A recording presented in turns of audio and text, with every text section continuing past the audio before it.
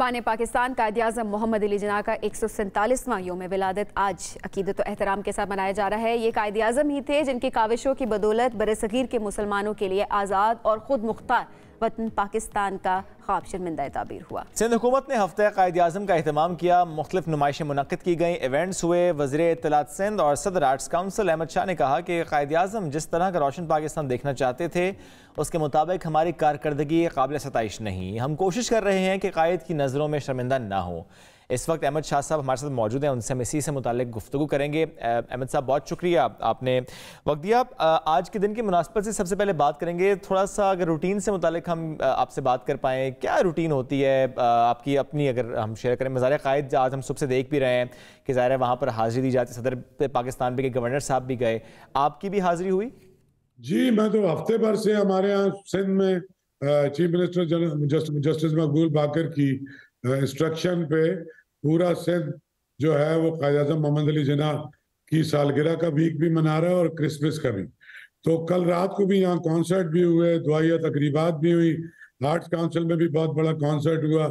Chief minister साहब ने along with cabinet member cake काटा क्रिसमस का भी और कायद-ए-आज़म का भी, और एक बहुत बड़ा कॉन्सर्ट हुआ। फिर सुबह प्रेसिडेंट साहब और गवर्नर साहब और सीएम साहब फूलों की चादरें चढ़ाई। उसके बाद सेंट पैट्रिक चर्च है यहाँ का सबसे बड़ा, वहां पे सीएम साहब के साथ गए, वहां पे केक भी काटा, दुआया तकरीब में भी शिरकत की। और फिर ट्रिनिटी चर्च है जो एक चर्च ऑफ इंग्लैंड का है और एक इटालियन वेटिकन का चर्च है।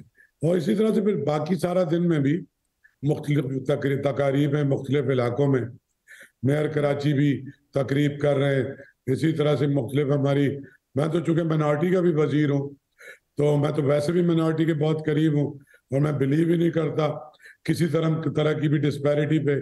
और यही कायद-ए-आज़म मोहम्मद अली जिन्ना का भी पैगाम था 11 अगस्त 1947 की जो उनकी तकरीर थी, उसकी रूह के मुताबिक सिंध गवर्नमेंट जो है उनको क्रिसमस को और उनकी सालगिरह को जो उनकी स्पिरिट है उसके मुताबिक बना रही है। और अहमद साहब, आज के दिन के हवाले से बताइएगा, क्या मसीही बरादरी से मुलाकात का भी इरादा रखते हैं? कहाँ कहाँ क्या इवेंट्स आज आपने प्लान किए हुए हैं? और हफ्ता कायद-ए-आज़म मनाने का ऐलान भी ज़ाहिरा आपने किया था, उस हवाले से भी प्लानिंग का बताइएगा, इवेंट्स का बताइएगा।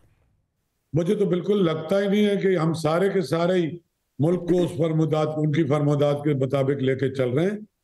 और इसमें तमाम तबके जो हैं, हम सबके सब कायद से शर्मिंदा भी हैं कि जिस तरह का उन्होंने एक रोशन ख्याल माशरा कि जिसमें तमाम लोगों को, मुसलमानों के, जाहिर है कि मुसलमानों की अक्सरियत है, लेकिन अकलियतों के हवाले से जो हमारी मुसावात मोहम्मदी भी हमारा दीन भी देता है वो तरबियत, और कायद-ए-आज़म मोहम्मद अली जिन्ना के रहनुमा असूल भी देते हैं, हम मुकम्मल तौर पे उस पर कामयाब नहीं हो सके।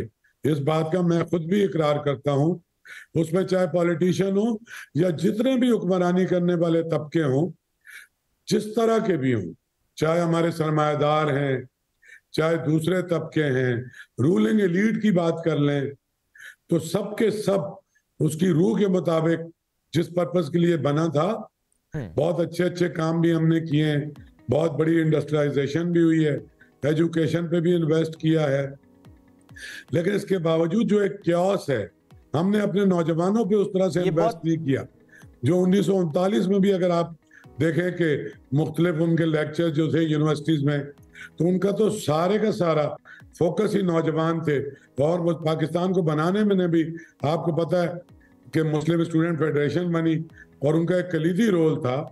उस तरह की डायरेक्शन में हम अपने नौजवानों को भी नहीं दे सके कि जो इकबाल ने जो शेर कहे या कायद-ए-आज़म मोहम्मद अली जिन्ना का जो विजन था उसके मुताबिक हम कर नहीं सके।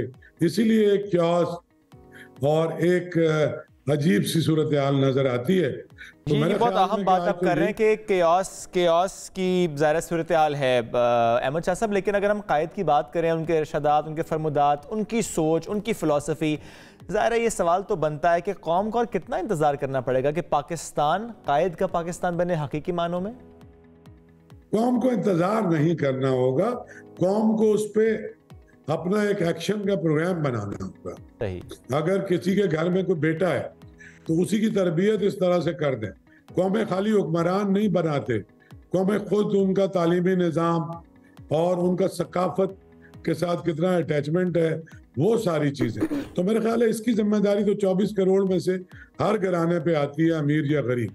हम सबको उनके रहनुमा असूलों को याद रखते हुए उस डायरेक्शन में चलना होगा, और अगर कोई नहीं चल रहा तो उसके खिलाफ वॉइस ऑफ डिसेंट उठानी पड़ेगी कि ये आपको इस तरह से इजाजत नहीं है। अहमद साहब, जिस तरह हम अभी गुफ्तगू भी कर रहे हैं कि आज क्रिसमस मनाई जा रही है और इस मसीही कम्युनिटी का खास त्यौहार है, तो इस मौके पर मजहबी हम आहंगी की अगर बात की जाए तो आप समझते हैं कि जो अक़लियती बरादरी है उसके साथ हमारे रवैये दुरुस्त हैं?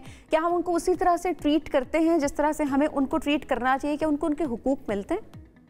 अगर पूरी सोसाइटी के तौर पे हम लें तो बिल्कुल दुरुस्त नहीं है, लेकिन ये एक अवेयरनेस क्रिएट हुई है। और मैं खुद भी सिंध में इंफॉर्मेशन का मिनिस्टर हूँ, लेकिन माइनॉरिटी और सोशल प्रोटेक्शन के महकमे भी मेरे पास है।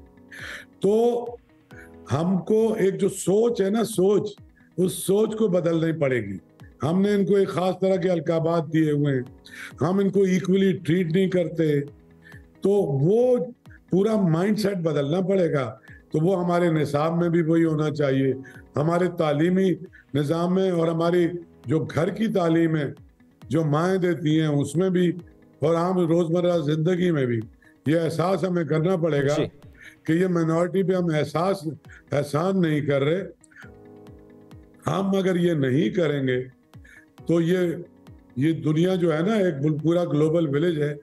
हम मौजूद कौम कहलाने के मुस्तहिक उस वक्त तक नहीं हो सकते जब तक हम अपने हर शहरी को एक बहुत अहम बात है अहमद शाह साहब, ज़ाहिर है माइनॉरिटीज़ की बात बहुत अहम है कि हम करें। अहमद शाह साहब साथ मौजूद थे, बहुत शुक्रिया।